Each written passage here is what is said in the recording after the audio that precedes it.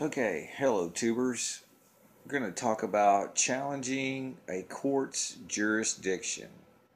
Now, a lot of people seem to have this misconception that you can just go in there and challenge a judge's jurisdiction when you go to court. And you're going to say, "Oh, judge, I challenge your jurisdiction and, you don't have you don't have the right to make any ruling over me because I'm blah blah blah blah blah blah blah blah blah whatever." You know, a lot of people think that you can challenge the judge's jurisdiction in his court and you're going to get victorious or something. Well, I want to break it to you that will not happen. It will never happen because here is how it really works. The judge has jurisdiction in his court no matter what. What you're actually challenging is the subject matter, not jurisdiction. So you always hear about subject matter jurisdiction. Well, they go hand in hand, but they're completely not identical. They're separate. Subject matter is what the person who brings the charge against you. So let's just say the cop brings a charge against you for speeding. Now he claims that he has subject matter, so he has the ability to make a complaint against you, which creates he has a subject matter and he's created a complaint. Now, once that complaint has been brought before a judge, it doesn't matter if you bring a complaint against your neighbor. Once you bring a complaint to the judge, now the judge has jurisdiction in that court to hear that complaint. Okay? So now the cop, he brought in the standing to grant the judge jurisdiction to hear that case. So now what you want to do is challenge the subject matter and blow his ass out of the water, because once you discredit the cop, he doesn't have subject matter. The judge now, once you prove the cop does not have subject matter, or a person who brings a complaint against you, you rebut the claim by a counterclaim, which is the same thing you should do in any traffic case. You file a counterclaim within 30 days of getting the claim, and that rebuts the claim. They don't tell you that. They don't want you to know that. But now, let's just say you put in the counterclaim, you rebutted the claim within 30 days. What is happening now is the cop brings the charge that you were speeding. The judge now he has jurisdiction to hear the subject matter of the complaint. You turn in a counterclaim saying the cop does not have subject matter because you point out A, B, C, D, and E, or absent a Fourth Amendment warrant, didn't even have the authority to stop you. Plus, he didn't have any exclusions that grants him that authority either. So now, once the cop brought a bogus claim into court and you have proved that before the judge, now the judge has lost all jurisdiction over that case of the cop. That case is immediately dismissed. That's why it's dismissed. But if you have a counterclaim in at the same time, now that the cop has lost the subject matter, the judge has lost jurisdiction over his case. Now you bring your claims against the cop because you obviously, the claims that you made just put his claim to rest, that it was a bogus claim. Now the judge has jurisdiction over your case to make the claim that the cop violated your rights. Now the judge is supposed to be able to hear your case, and whatever claims and accusations you made against that cop, the cop has to answer for. He is now the defendant. You have just switched from being the defendant to the plaintiff. That is how they flip the script on you guys every time. They are making you the defendant. Once you are on the defendant side, it is called the loser. You will be the loser of the case because the defendants always lose. You put in the counterclaim, you flip the script, you change the polarity, now you become the plaintiff. You are on equal standing with that cop now because you're both plaintiffs. Once you blow the cop out and he has no subject matter, the judge has no jurisdiction over his case, but he has jurisdiction over your case to hear your complaint and any criminal accusations you have made against the cop within that complaint, which technically he should file and throw the cop in jail. Boom shakalaka. So that is the essence of challenging jurisdiction. The judge always has jurisdiction. Never mistake that. You can never challenge the judge's jurisdiction. You can only challenge the subject matter of what's being brought before the judge. Once it's determined that whoever brought the complaint before the judge is not credible, does not have any standing, the judge just lost jurisdiction. Now, I don't know if that clears some things up for you people. If y'all have any problems with that, you can send me a message, but that's pretty clear.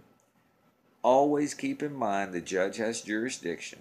You're just wanting to challenge the subject matter of the cop bringing the complaint, or anybody else for that matter, before the judge.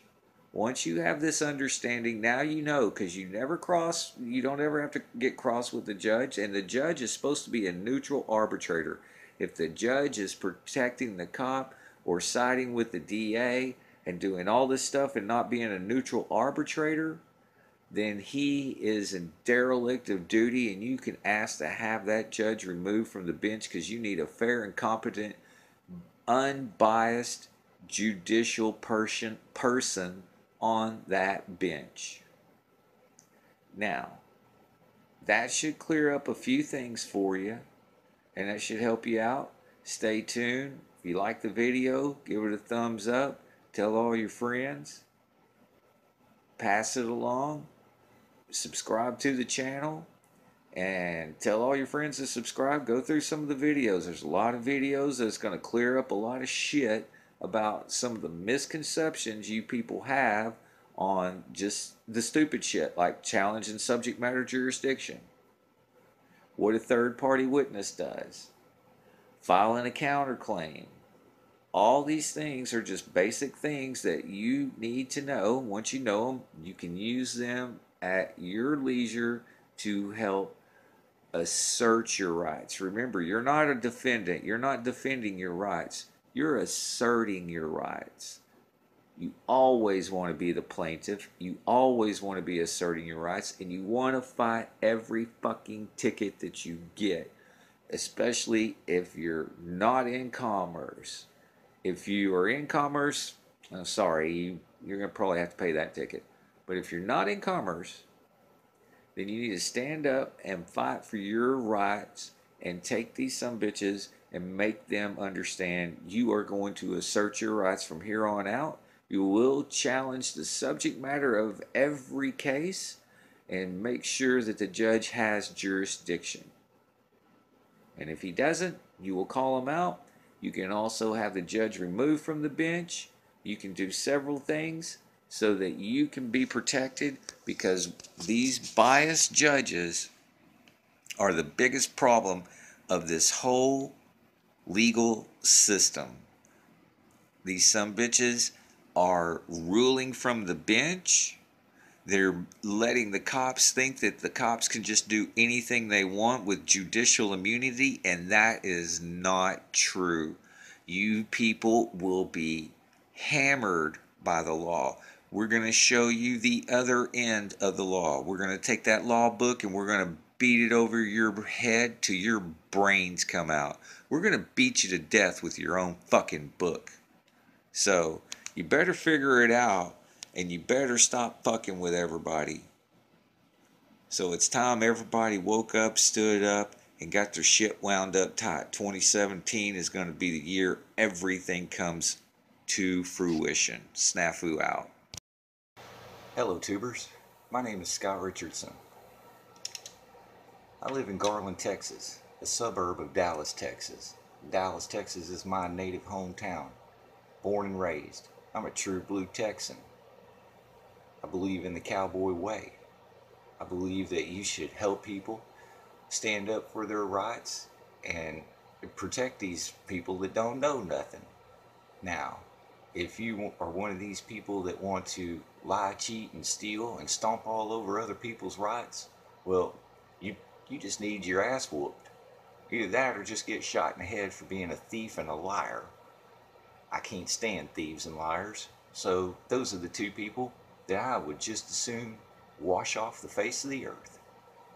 Now, I've been doing a lot of research over the past 3 years and discovered a hell of a lot of information about how the cops do not have the authority to even be pulling you over in the state of Texas. In fact, I did a FOIA, we call it a FOIA, but it's actually a 552 information request on the cops' authority to pull people over. And there's only 27 county cops that can pull people over to enforce the Texas transportation laws, and there's only 245 municipal city cops that can pull people over and enforce the Texas transportation laws. Now, of those municipal cops, they have to be on motorcycle and can only do DOT inspections. What does that mean? If you're not driving a semi or bus, a commercial vehicle, they have no authority to even stop and pull you over, much less smash your window out, write you tickets, and arrest you. Now, if you want to exercise your rights, it's like a muscle. If you don't exercise, then your muscles just get flat and go away. Me, I'm exercising my right. And I expect you to do the same thing after watching this. So you can go and follow other people, Live Free or Die's channel, or Freedom from Government's channel. I seem to have made it in both those videos, or both those channels where they did some videos. Now, if you want to know more, there's plenty of information out there. You can follow my channel, Snafu Radio, and I'm going to be doing some serious updates on a few things. Kind of like me suing these cops into oblivion. The cop that smashed my window out in Addison 2 years ago, well, he's in federal court right now on a default judgment for $3.5 million. Let's see how they answer this, because they can't answer. Because they're wrong. And I can prove it. Now, y'all people want to know how to do this stuff? First off, you can't be a pussy. If you want to be scared, then just sit in a corner and you can live vicariously on the internet watching other people stand up for your rights. But don't get mad for people standing up for their rights because you're too scared to do it. Now, I'm just getting this information out there. We're going to be building a website that can help people actually fight their traffic tickets, and we'll take them to court. So be sure to tune in, because stay locked in on the channel, because we're fixing to launch a website that is going to help everybody across the United States show people how to fight their tickets in court. Now, I have very much respect for a lot of people, and if the cops are doing the right thing, I respect them too. But when they are out there generating revenue, using the legal system as an engine of plunder, then I have no respect for that. So I'm wanting y'all to get y'all shit together, and we all start becoming a better country. That means standing up for everybody's rights. Snafu out. Hey Charlotte County, this is Charlotte County Cop Watch, and I wanted to explain what fair use is. You can use pieces of news articles if you're doing it for news reporting, you have commentary, and you're doing it for education purposes. So that's what fair use is, as you can see right here. Another reason why I wanted to make this video is to let you know I have just joined with Patreon. A nice thing with Patreon, I make no money on YouTube. They took the money away years ago, and so this is another way to give, and it's a nice thing too because you can give monthly. You can give $1, $5, $10, whatever. I do 4 to 5 hours a day on trying to wake the sheeple up on how corrupt it is and different ways that you can fight the corruption. So Patreon is a way that you can do it, and then of course the old way is still there. Donate to Charlotte County COPWATCH with PayPal or credit card. So keep that in mind. 4 to 5 hours a day. I make no money, but the corruption happened to me and I'm sick of it, so I'm trying to wake people up. But my wife would love it if if we could get some help out there. There's 47,000 subscribers. Just think if each one of you subscribers just gave let's say actually yes, $1 a month. 47,000 subscribers gave $1 a month. That would be awesome. That's not going to happen. But anyways, that would be great if it did happen. But do the math in your head. Just think about it. Like I said, 4 to 5 hours a day. I get no money from YouTube. YouTube has gone nuts. You can't do anything anymore. They're taking the money away everywhere. So these are a couple different ways that you can still help out with all this time that I put in. And as you know, I'm in a special situation where at least I can do it. 4 to 5 hours a day. We have a cleaning company during the day. That's what allows me to do this, and we're debt free. So this is my hobby. I don't go fishing and all that other crap. I try to save the world. So help me out to make the wife happy, man. In fact, if you guys did give $1 a day, and there was 47,000 of you, and you did it, and each of you gave $1, and that was every month, oh my God, yes, I could quit. I could start suing them. Another idea too that we have is if I got some funds, we could actually contact everyone that has been ticketed and or arrested and put in jail and start sending them postcards to let them know we're here, and to see if everything went all right, and if it didn't, find out their story. So we could even do more investigations and more lawsuits. Lawsuits take money. So just think about that. 47,000 of you so far right now. $1 a day. $1 a month on Patreon, or $5 a month Patreon, 10, 20, whatever. Just do the math in your head. Help out. This is a lot of work every single day. Thanks.